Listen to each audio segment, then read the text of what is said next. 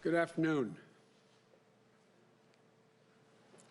Today, I'm very proud to be announcing our healthcare and COVID team at a critical time as we near the end of one of the toughest years we've faced as a nation. More than 285,000 dead Americans because of COVID-19 and counting. Last week, COVID-19 was the #1 cause of death in America. For Black, Latino, and Native Americans, who are nearly 3 times as likely to die from it, COVID-19 is a mass casualty. For families and friends left behind, it's a gaping hole in your heart that will never be fully healed. As a country, we've been living with this pandemic for so long, we're at risk of becoming numb to its toll on all of us. You know, we're resigned to feel that there's nothing we can do, that we can't trust one another, that we must accept death, pain, and sorrow. We're in the midst of this deadly pandemic that has infected almost 15 million Americans, 1 out of every 22 people in our country, often with devastating consequences to their health. And at this very moment, what is the outgoing administration asking the Supreme Court to do in the United States Supreme Court? To repeal the entirety of the Affordable Care Act when we need it most. A law that's on the front lines against the pandemic. Protects more than 100 million Americans who live with pre-existing conditions, which will increase now, including those with lung scarring and heart damage as a consequence of COVID-19. It provides coverage for more than 20 million Americans who get the care they need if they're showing symptoms of COVID-19. The law that fulfills our moral obligation here in America, health care is a right for all, not a privilege for a few.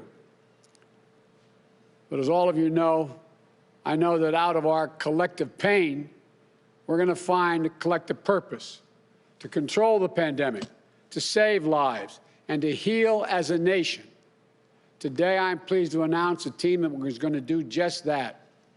It's a team of world-class experts at the top of their fields, crisis-tested, defined by a deep sense of duty, honor, and patriotism. They're already ready to jump in. They've been advising me, many of them, for a long time. And they're going to be ready on day one to spare not a single effort to get this pandemic under control so we can get back to work, get back to our lives, get back to our loved ones. They'll lead the COVID-19 response across the government to accelerate testing, fix our supply chain, and distribute the vaccine. They'll work with my economic team because controlling the pandemic, delivering better health care, and reviving the economy go hand in hand. They'll work with my foreign policy and national security teams because we can't only beat the virus here at home, it must be beaten everywhere or it comes back to haunt us again. Today, I'm announcing that in consultation with Dr. Tony Fauci, we developed the first 3 objectives of the new initiative that I'm asking this team to complete once I'm sworn in our first 100 days in office. My first 100 days won't end the COVID-19 virus. I can't promise that. But we did not get into this mess quickly. We're not going to get out of it quickly. It's going to take some time. But I'm absolutely convinced that in 100 days we can change the course of the disease and change life in America for the better. First, my first 100 days is going to require, I'm going to ask for a masking plan. Everyone for the first 100 days of my administration to wear a mask. It will start with my signing an order on day 1 to require masks where I can under the law, like federal buildings, interstate travel on planes, trains, and buses. I'll also be working with the governors and mayors to do the same in their states and their cities. We're going to require masks wherever possible. But this goes beyond government action.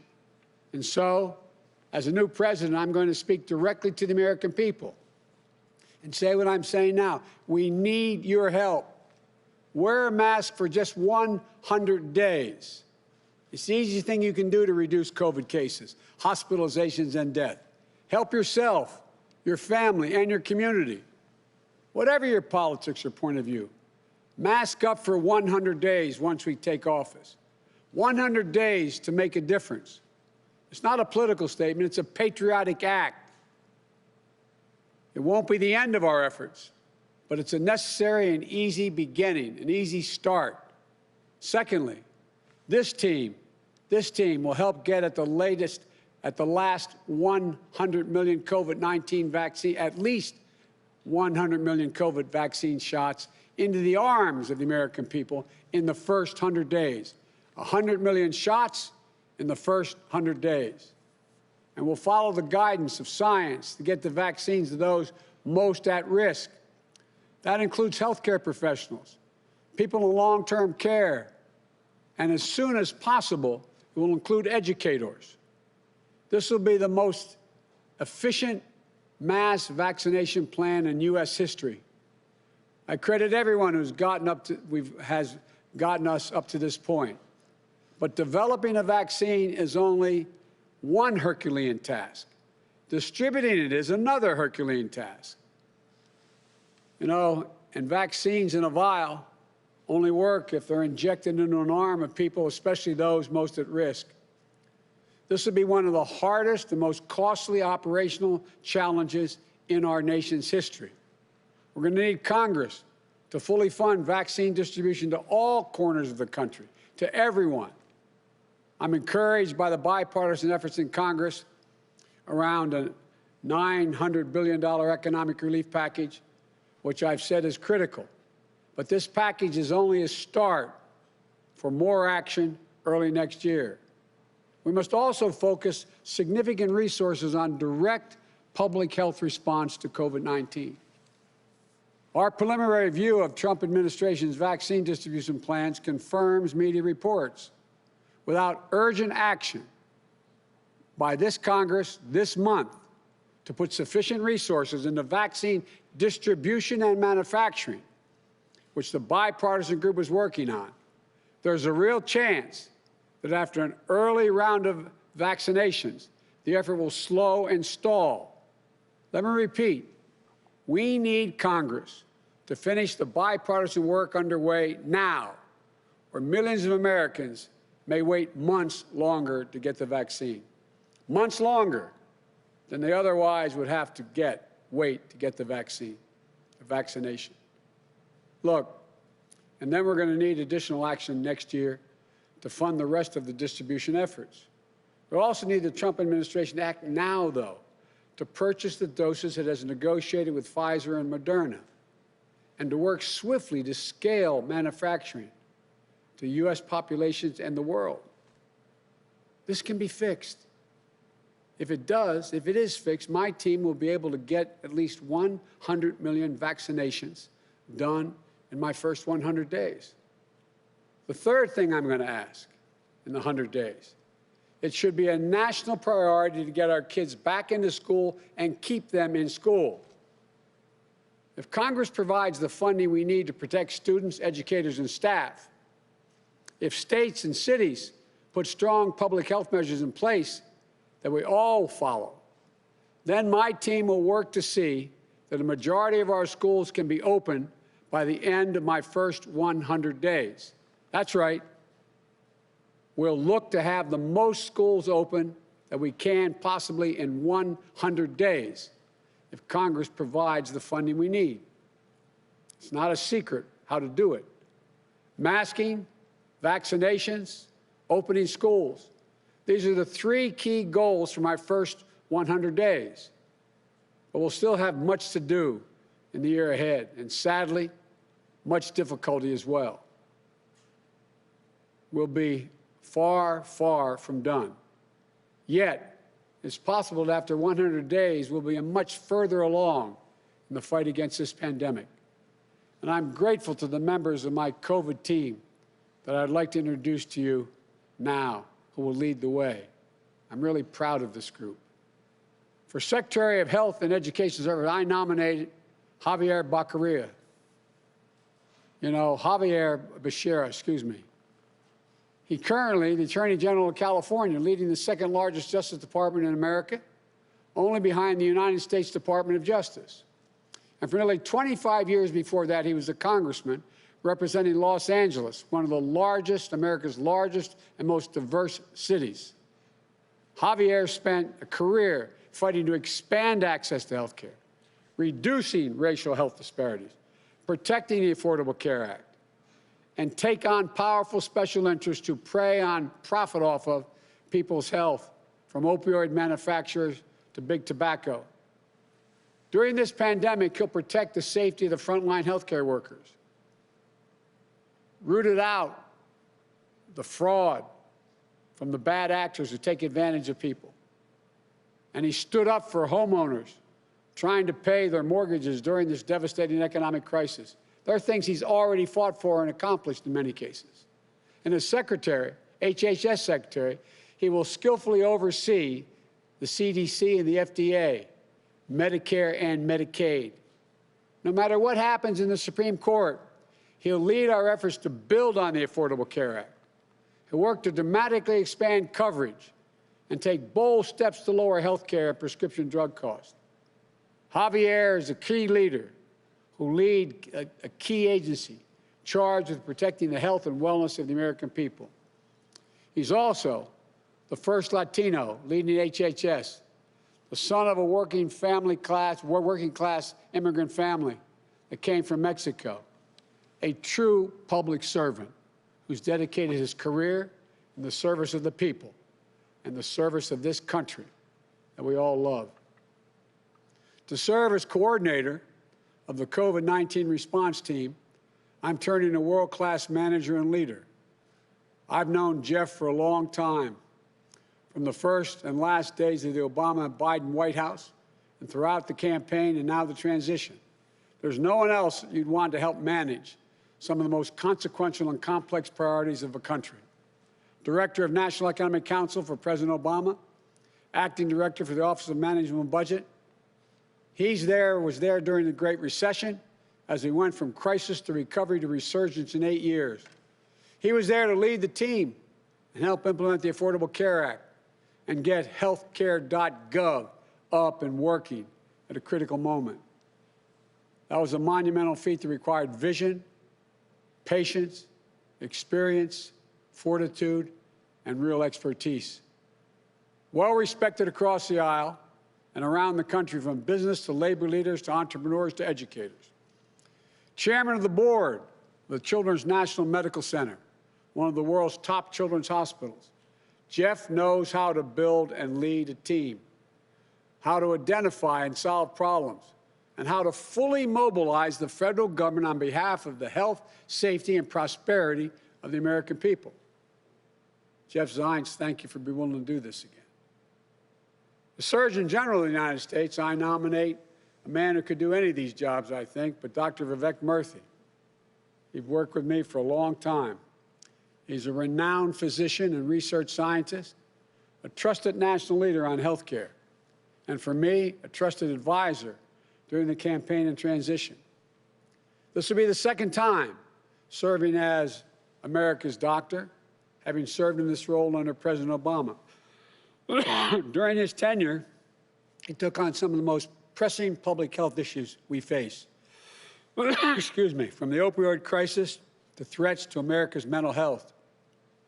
I've asked Dr. Murthy to serve again as Surgeon General, but with expanded responsibilities.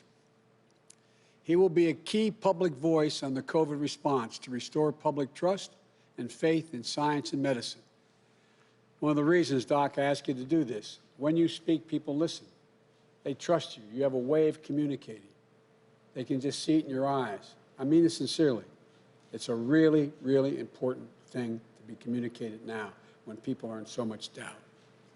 But it'll also be a key advisor to me and help lead all government approach to broader public health issues.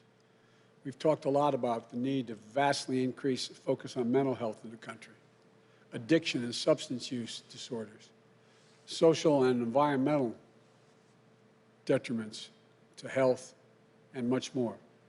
So I'm really looking forward, and thank you for doing this. Above all, I believe as well as any person I've ever worked with, Vivek can help restore faith in this country as a place of possibilities.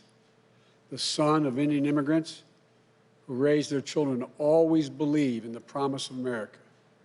Dr. Murthy will be one of my most trusted public health and medical advisors, and I'm grateful, and I mean it sincerely, Vivek, I'm grateful for your willingness to continue to stay in public service.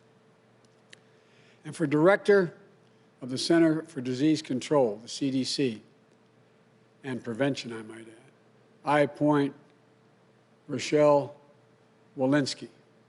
She's chief of infectious disease at one of the country's most preeminent hospitals, Massachusetts General in Boston, a distinguished professor at Harvard Medical School, and a world-class physician, one of the nation's foremost experts on testing, treatment, and eradication of viruses. She has served on the front lines on the COVID crisis. She's conducted groundbreaking research on vaccine delivery, including how to reach underserved communities that are too often hit first, hardest, and treated last. Dr. Walensky's work was instrumental in helping the world mitigate the public health crisis of HIV/AIDS. It inspired her as a young doctor to pursue her pioneering research in virus containment. Now, she will bring her expertise to bear against COVID-19. She's uniquely qualified to restore morale and public trust. She'll marshal our finest scientists and public health experts at CDC to turn the tide on this urgent crisis we're facing today. Because of the pandemic's disproportionate impact on communities of color, I concluded that we needed a COVID-19 equity task force. To chair it, I appoint Dr. Marcela Nunez-Smith, one of the country's foremost experts on healthcare disparities, Associate Professor of Medicine and Public Health and Management at Yale School of Medicine, Founding Director of Yale's Equity Research and Innovation Center, and co-chair of my COVID-19 Transition Advisory Board. Dr. Nunez-Smith will lead our efforts to provide care to the communities most in need and most affected by the pandemic and often overlooked. She'll ensure that fairness and equity are at the center of every part of our response. This is a central front in our fight against this pandemic, and I'm grateful Dr. Nunez-Smith will lead this charge.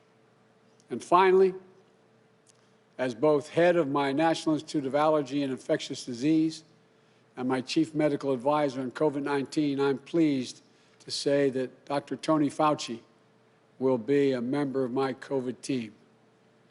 By now, Dr. Fauci needs no introduction, but he'll have my gratitude when I'm president, the 7th president he will have served. We know each other, and we've known each other for a long time. And I'm so grateful when I called him almost before I asked, he said yes. I've seen him take on HIV/AIDS, H1N1, Ebola, Zika, COVID-19, and every infectious disease in between over his nearly 40 years of service to our country. Dr. Fauci is trusted, a truth teller, a patriot. Like every good doctor, he'll tell me what I need to know, not what I want to know. What I need to know, not what I want to know. This is my core COVID healthcare team. Before January 20th, we'll be adding more leaders to oversee vaccine distribution, the supply chain, testing, and other key functions. To each of you on this team, you have my gratitude, and I mean that. You have my gratitude for answering the call to serve. And to your families, I know many of you are making real sacrifices to do this. Thank you. And to your families, I say thank you directly. We couldn't do this without them or without you, the families, supporting this. And to the American people, I know we've all had a lot of sleepless nights this year.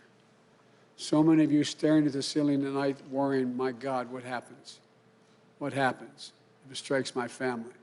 What happens if I lose my insurance? What happens? Am I going to be okay? Is my family going to be okay? All I can tell you is the truth. We're in a very dark winter. Things may well get worse before they get better. A vaccine may soon be available. We need to level with one another. It'll take longer than we would like to distribute it to all corners of the country, depending on how it gets started off between now and the time I'm sworn in. We'll need to persuade enough Americans to take the vaccine. Many of them have become very cynical about its usefulness. It's daunting, but I promise you that we'll make progress starting on day one. But we didn't get into this mess quickly. It's going to take time to fix. But we can do this. That's the truth. And telling you the truth is what this team, Vice President-elect Harris and I, will always do. Give it to you straight from the shoulder, as Roosevelt used to say. This is the toughest challenge America's ever faced, one of the toughest.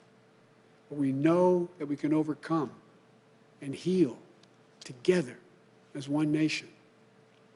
To all of you on the front lines, the healthcare professionals, first responders, grocery store workers, delivery truck drivers, educators, parents, our children, I say thank you. But we can do this. We can do this. I want to thank you for everything you've done to get us through this crisis so far. We're never going to give up on you, I promise you. And we'll never give up on our country. We can do this. There's nothing we've ever failed to do when we've decided to do it together. That's America. To all those who have lost in this pandemic, all those who are sick and suffering, our hearts go out to you. Many of us know what it's like. May God bless you all, and may God protect our troops. Thank you for listening. Now I'd like to turn it over to the team, starting with our next Secretary of Health and Human Service, Xavier Becerra. Javier, thank you for being willing to take on the responsibility.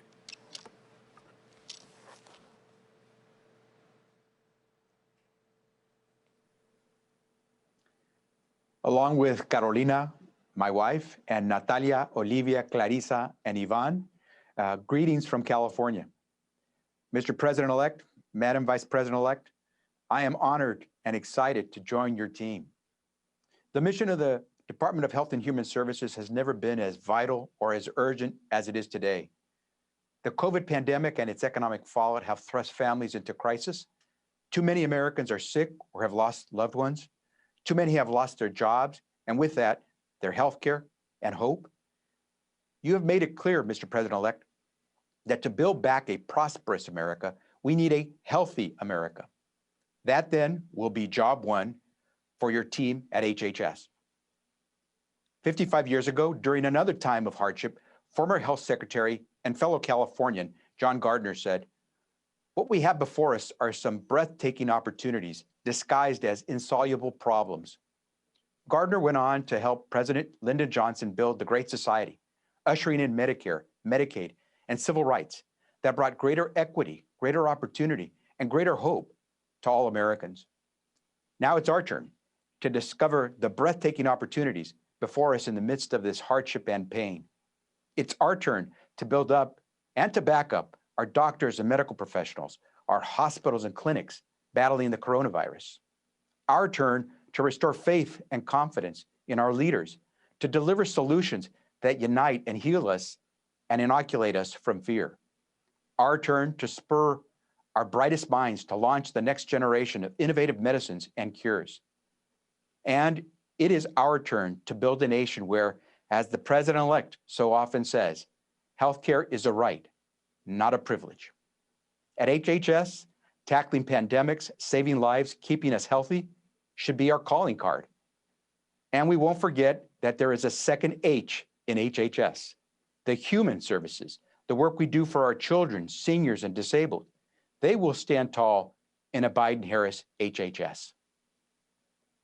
Almost a year ago, on New Year's Day, my father, Manuel, passed away peacefully at home surrounded by his family.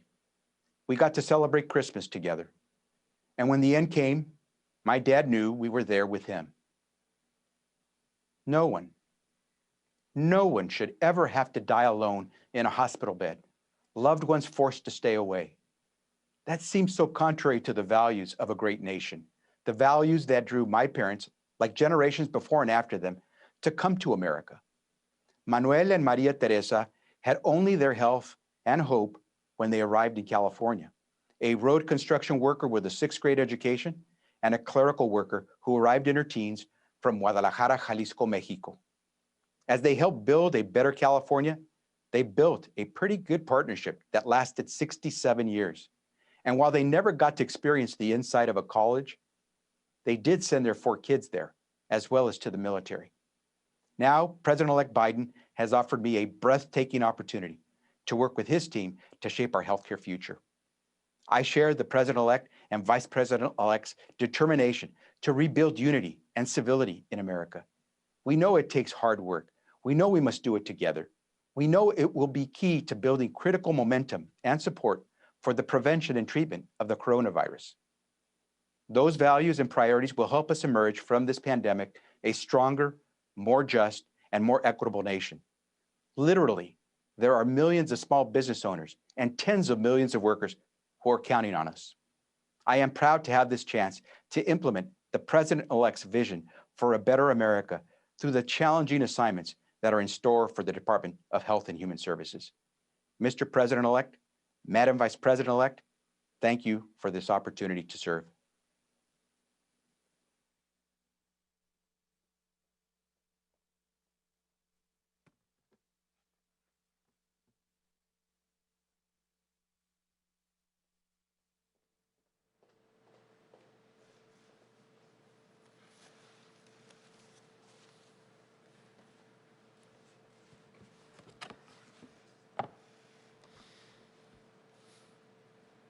Mr. President-elect, Madam Vice President-elect, thank you for your trust and your confidence. I bring greetings and thanks also from my grandmother, Sarojini, my mother and father, Maitreyi and Halagiri Murthy, from my sister Rashmi and brother-in-law Amit, and from my dear wife Alice, and my dear children, Tejas and Shanti. We thank you for this opportunity to serve. When I left my role as Surgeon General, I never dreamed I would have the opportunity to serve again.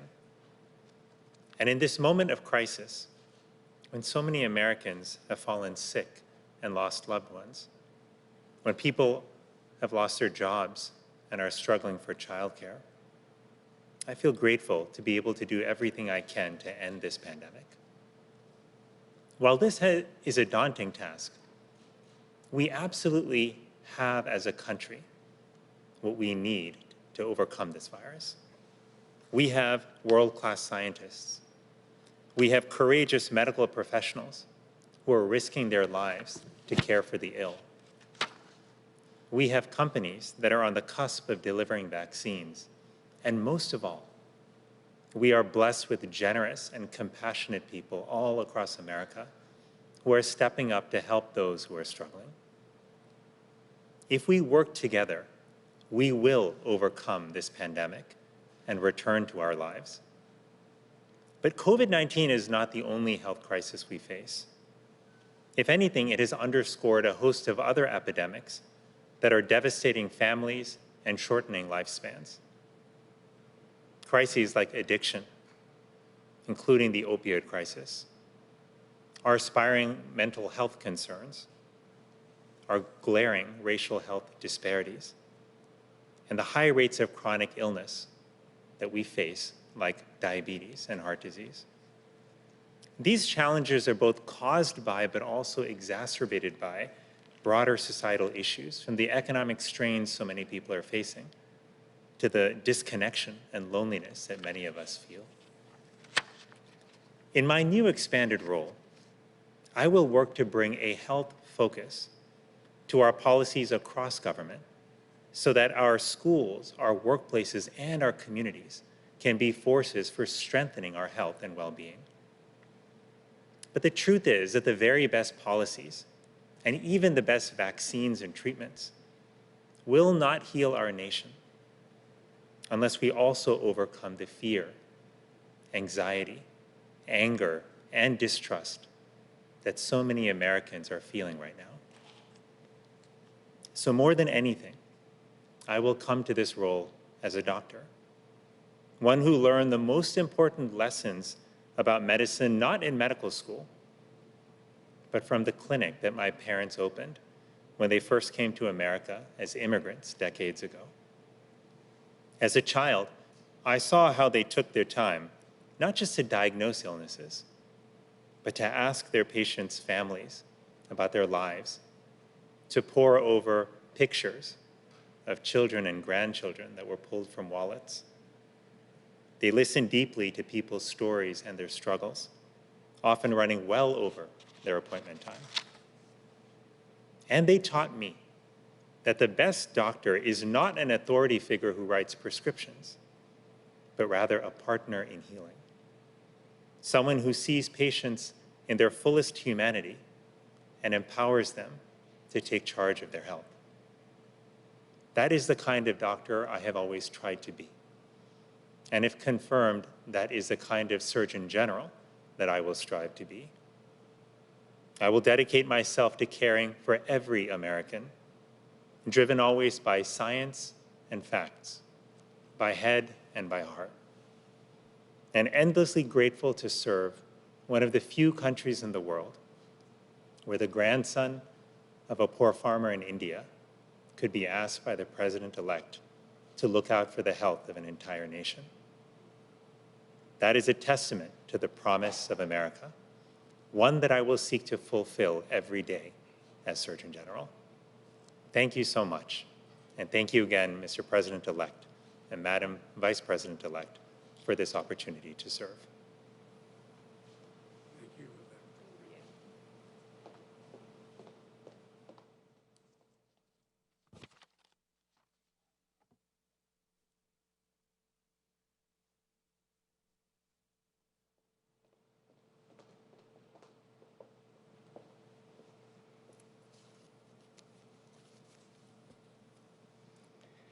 Mr. President-elect, Madam Vice President-elect, I am honored by the trust you have placed in me to serve the American people during this critical time. I want to thank my amazing husband and our 3 wonderful sons for answering this call along with me. As all doctors and public servants know, these jobs ask a great deal not only of us, but of our families. The pandemic that brought me here today is one that struck America and the world more than 30 years ago, because my medical training happened to coincide with some of the most harrowing years of the HIV/AIDS crisis. As a medical student, I saw firsthand how the virus ravaged bodies and communities. Inside the hospital, I witnessed people lose strength and hope. While outside the hospital, I witnessed those same patients, mostly gay men and members of vulnerable communities, be stigmatized and marginalized by their nation and many of its leaders. A scientific breakthrough came in 1995 when the FDA approved the first AIDS cocktail, and we saw the first glimmers of hope. I've dedicated my career ever since to researching and treating infectious diseases and to ending the HIV/AIDS crisis for good. Now, a new virus is ravaging us. It's striking hardest once again at the most vulnerable, the marginalized, the underserved. Nearly 15 million Americans have been infected.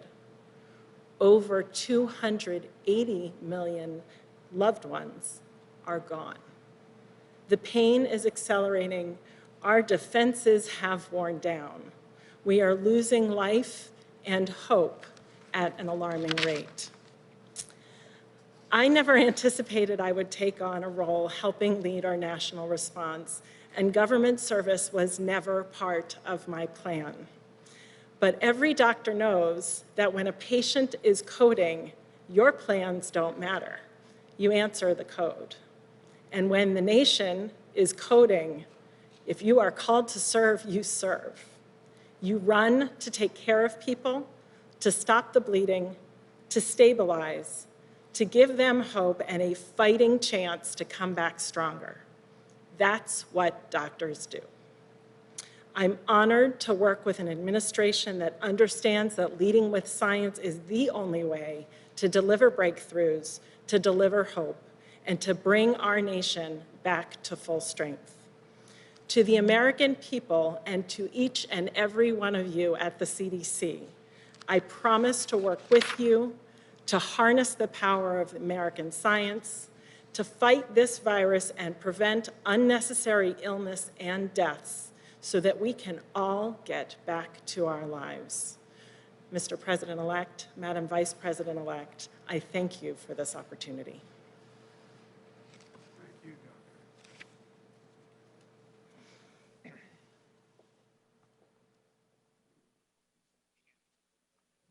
Mr. President-elect, Madam Vice President-elect, thank you so much for this opportunity to serve the American people. I'm proud to go to work with leaders who are deeply committed to science and to centering equity in our response to this pandemic. And not as a secondary concern, not as a box to check, but as a shared value, woven into all of the work that we do and prioritized by every member of the Biden-Harris team. I'm enormously thankful to my research team and to my colleagues, to President Salovey and the other leadership here at Yale for supporting me in this work. And I'm grateful to all of the researchers and advocates who've blazed the trail, whose work on health equity and racial justice too often went unbelieved or overlooked across the generations. Most of all, I'm thankful to my family, to Jesse and our 3 children for their unwavering support and humor, and to my mother and her mother for modeling kindness, generosity, and courageous leadership through service. I have wanted to be a doctor since I was 6 years old, and I'm a proud general internal medicine physician today. But as I grew up, I came to understand that there were deeper dimensions to health beyond what I saw in the human biology textbooks that I borrowed from my mother's bookshelf. I grew up on St. Thomas in the US Virgin Islands, a place where people too often died too young from preventable conditions. My own father had his first stroke in his 40s and was left paralyzed. I learned there was a term for what we were, an underserved community, marginalized by place and by race. In my medical training, I saw countless patients whose conditions were shaped by factors having nothing to do with science and everything to do with broader social inequity. And now the COVID-19 crisis has laid those inequities bare. It is not a coincidence, and it is not a matter of genetics, that more than 70% of African Americans and more than 60% of Latinx Americans personally know someone who has been hospitalized or died from COVID-19. The same disparities ingrained in our economy, our housing system, our food system, our justice system, and so many other areas of our society have conspired in this moment to create a grief gap that we cannot ignore. It is our societal obligation to ensure equitable access to testing, treatments, and vaccines, equitable support for those who are hurting, and equitable pathways to opportunity as we emerge from this crisis and rebuild, including for those most marginalized communities, the undocumented, the incarcerated, the homeless. I'm grateful for this chance to continue this work, to earn trust and to find success through genuine partnerships with the people and communities who've been hit the hardest during and before the crisis. On this team, you will be heard, you will be counted, and you will be valued. Thank you.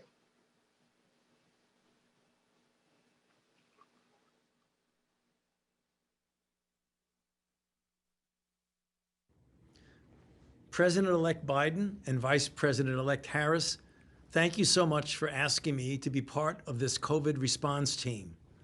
I hope that you don't mind that the reason that I am sending this video is because a close friend and colleague at the NIH, Dr. Harvey Alter, is receiving the Nobel Prize in Medicine at the same time, and we wanted to attend the ceremony at the NIH to show our support. Such an achievement is a reminder of the incredible public servants we have at the NIH and of America's place as a pioneer in science and medicine. I believe, as you do, that in the fight against this pandemic, we must lead with science, and that a key piece of our ongoing work is communicating consistently with the American people. Whether it's maintaining social distancing and not congregating indoors, or the 100-day challenge you described on masking, or to get as many people vaccinated as possible. These actions are bold, but they are doable and essential to help the public avoid unnecessary risks, to help us save lives, reopen schools and businesses, and to eventually beat the pandemic. I look forward to advising you on these most urgent priorities and to work with this team of world-class experts whom I have known for many years and deeply respect. I have been through many public health crises before, but this is the toughest one we have ever faced as a nation. The road ahead will not be easy. We have got a lot of hard and demanding work to do in the next year. But as we have done during previous crises, I also know we can get through this pandemic together as a nation. Thank you for giving me the opportunity to be part of this effort.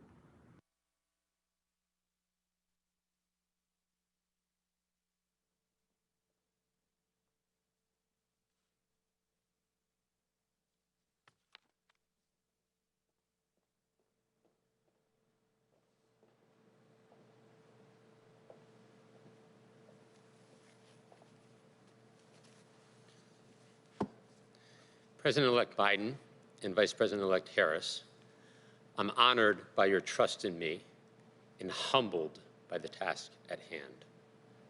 And I am hopeful because of your leadership. As it is for both of you, everything starts with family for me. And I am forever grateful for the love and support of my wife, our children, and our parents. Mr. President-elect, we've known each other for a long time, and our relationship has been forged under immense pressure. The severity of the Great Recession, the challenge of implementing the Affordable Care Act, and the daily decisions a White House makes that affect the lives of millions of Americans. You and President Obama knew how to build a team with the right diversity of backgrounds and views, a team to make progress on difficult situations and capture enormous opportunities. That's what I've tried to do throughout my career. I'm not a doctor or a public health expert. In fact, we've got the best ones in the world on this team. But I do know management and execution. And the key part of the role you've asked me to take on is the last part, coordinator. It's about empowering experts, developing a culture of teamwork, and maintaining a focus on strategy and execution. It's knowing that leadership requires expertise, transparency, and prioritization. It also requires trust, truth, and integrity. To the American people, that's what this team will provide. We will utilize the full capacity of the federal government to get this pandemic under control, to harness and examine the data to expand testing, to deliver equipment and PPE to those on the front lines, to provide resources for schools and businesses to operate safely, to address the racial disparities and inequities of this pandemic, to rejoin the global fight against COVID-19, because no one is safe until everyone is safe. And with our collective expertise, we will oversee the rollout of the vaccine, which, as the President-elect said, will be one of the greatest operational challenges our country has ever faced. And we also will pull the country together across governments at the federal, state, and local levels, and across the private sector. And as we begin this work, Mr. President-elect, I remember what you told me when we were implementing the Affordable Care Act. Your message was, I know this is no small task. I know you and the team are feeling tremendous pressure to succeed, and we want and need the team to pull this off. You then said, I know you and the team can do this, but I need to promise me one thing, that you will always, always give it to us straight, because we have to understand the challenge we're facing. Because most of all, we're in this together, and together we can do this. President-elect Biden, Vice President-elect Harris, and the American people, this team will always give it to you straight.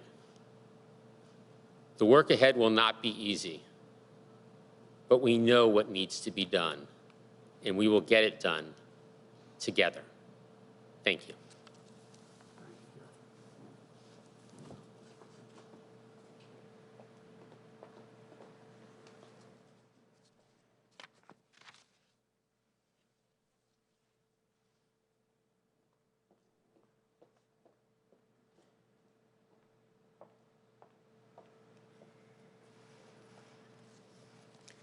Well, congratulations, Mr.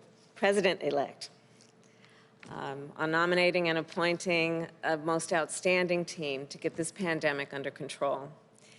And thank you to these accomplished physicians and experts and public servants for answering the call to serve the American people in this critical hour of need. Over Thanksgiving, the President-elect and I called healthcare workers who are on the front lines of this pandemic, just to thank them. We wanted to express our gratitude and our nation's gratitude for everything they have been doing, for every sacrifice they have made. That day, I spoke with two registered nurses, Maureen in Pennsylvania and Talisa in Illinois. They shared stories that we've all heard. We've all heard the stories about grandmothers and grandfathers, loved ones and friends spending their last moments alone. We've all heard about nurses and physicians who are physically and mentally exhausted, trying to keep up with ever-increasing caseloads. Those on the front line who say to each other, it's not a matter of when, or it's a matter not of when, but when they will get the virus. So it is a matter of when and not if they get the virus. This is what they're saying to each other every day. We've all heard about healthcare workers without the supplies and equipment they need to care for patients and save lives. So today, we have a message for Talisa, Maureen, and all Americans. Help is on the way, and it is long overdue. The scale of this pandemic is heartbreaking. As you know and have heard, almost 15 million cases, more than 2,800 deaths in a single day. And then there is the economic devastation, the lost jobs, the small businesses shuttered, not to mention what's happening to our schools, the parents and teachers who are being stretched to their limits, and the toll it's taking on the mental health and well-being of our children who risk each day falling behind.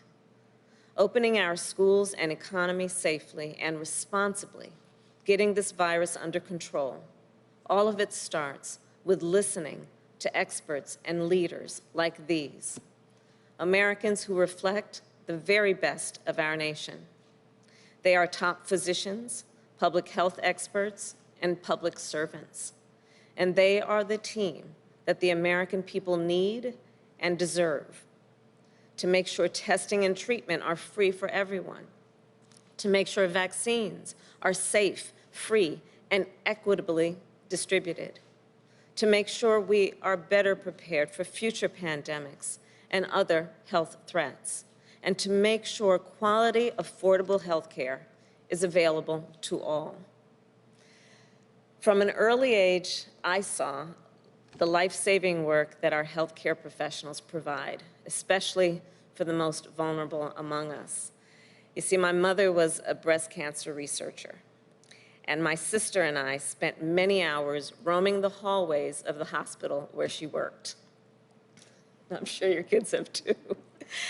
And it's why I actually later co-founded an auxiliary group to help patients at the county hospital in Oakland, California, more than 20 years ago. It's why we need to protect and expand the Affordable Care Act. And it's why we have to listen to frontline healthcare workers like Maureen and Talisa. In fact, during our conversation, Talisa said, we wouldn't send our soldiers to battle without the gear they need. And we shouldn't then send our doctors and our nurses to fight this pandemic without the gear they need. And of course, she's right. And President-elect Biden and I, along with this world-class team, will make sure we are doing everything we can to save lives and contain this pandemic once and for all. Getting this virus under control is one of the defining challenges of our time. And we will do what the American people have always done in the face of a great challenge. We will stand together, and we will defeat it. Thank you. Thank you, President.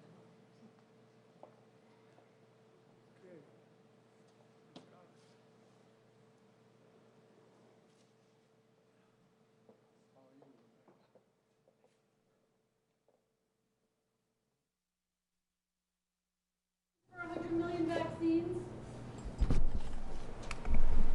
Okay, back to hold we go.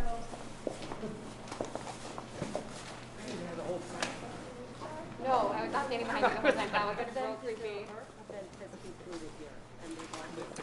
No, I was sitting back there. This is a lurk over you. You guys,